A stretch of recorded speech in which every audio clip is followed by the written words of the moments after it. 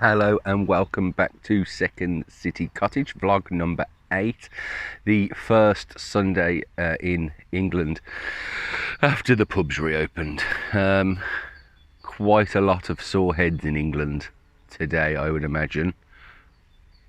I'm one of the people suffering with a bad head this morning. Coffee and paracetamol are your friends. There's a big bumblebee somewhere and I can hear it. Oh, it's right by my feet, it's huge. Right, I've been down the other day. I didn't do a video because I only came down for about an hour and did a lot of tidying and digging back. Warning, we've got some gardening content here. Today I want to sort of clear underneath those trees a little bit if I can. Start planting some wildflowers. Oh, you see that? So these are a bunch of different random wildflowers, and you just scatter them onto some soil and some compost, and then the bees and the butterflies and other such things will love you. And I was down here the other day, had a robin with me sort of all day. Wherever I looked there was a robin just stood next to me, not at all shy, which is cool.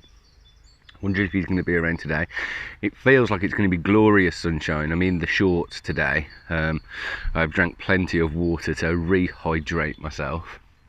I'll take you on a little tour of what we did, because we have cleared quite a bit since the last video, and I'll show you what I'm going to do today.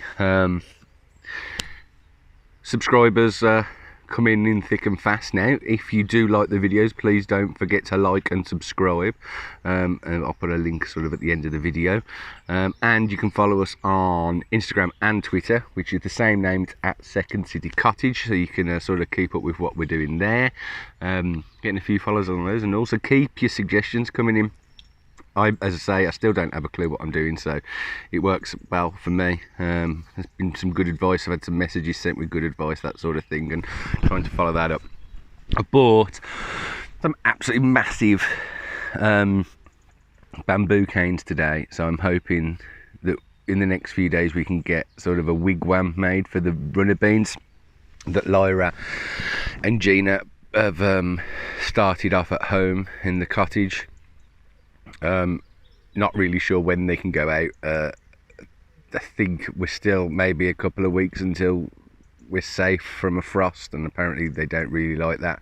And we've got some peas going as well, and the chilies. I'll maybe at the end of this video or the next video I'll show you how the chilies are coming on, because we've got shed loads of chilies, hoping that they're all going to come through and we'll have loads of sort of chili jams and hot sauces and things like that to go, sweet chili sauce, that sort of thing to go.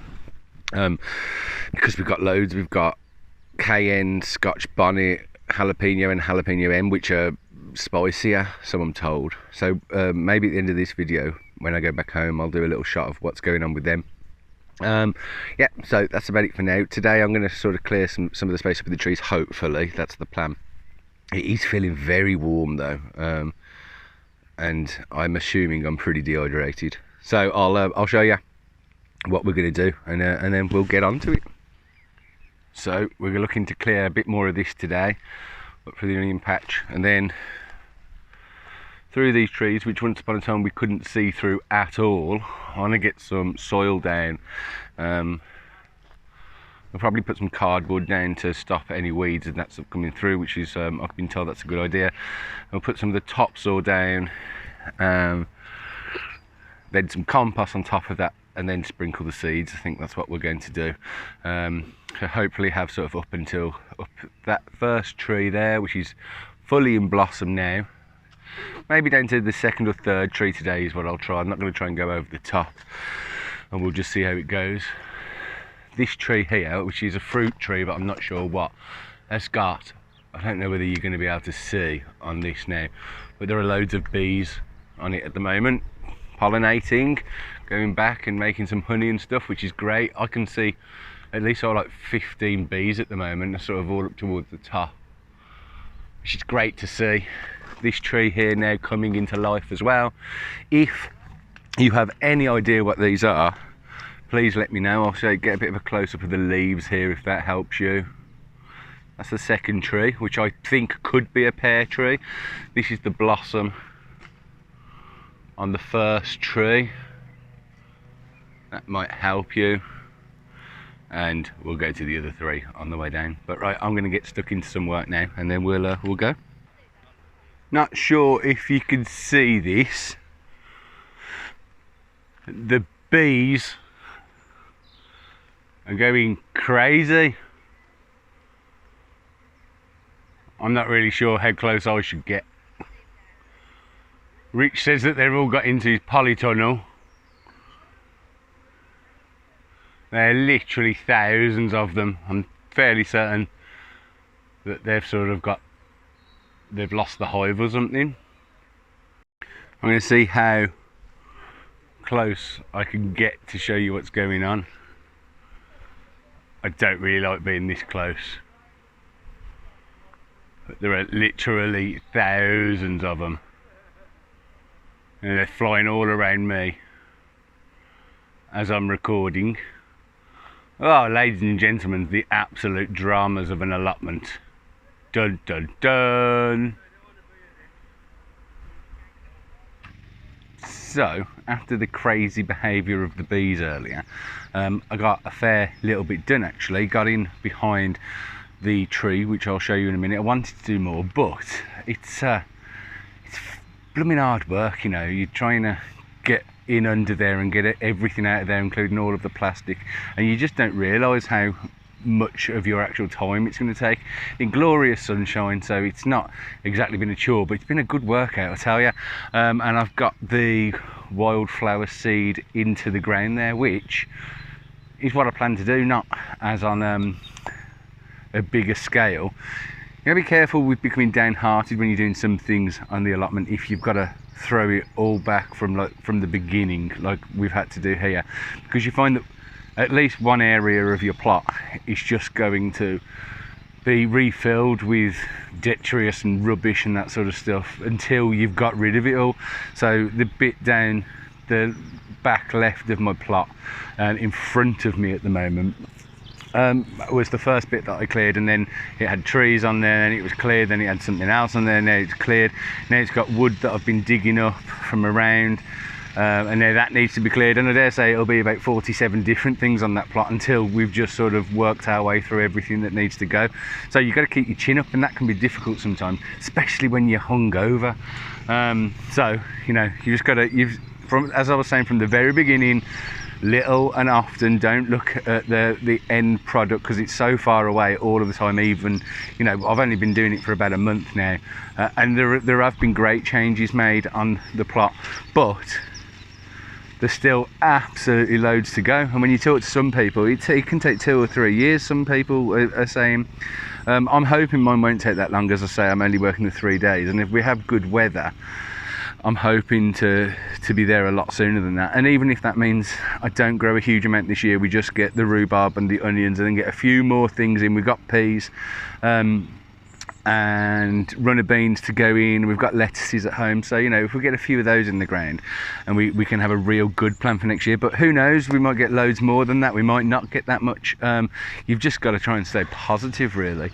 I'll show you now what I've done today, and then I'm going to call it a day and go and watch the football. I'm sorry if I've disappeared there because I can't really see what's going on my phone. So this here is the area that I've cleared 47 million times.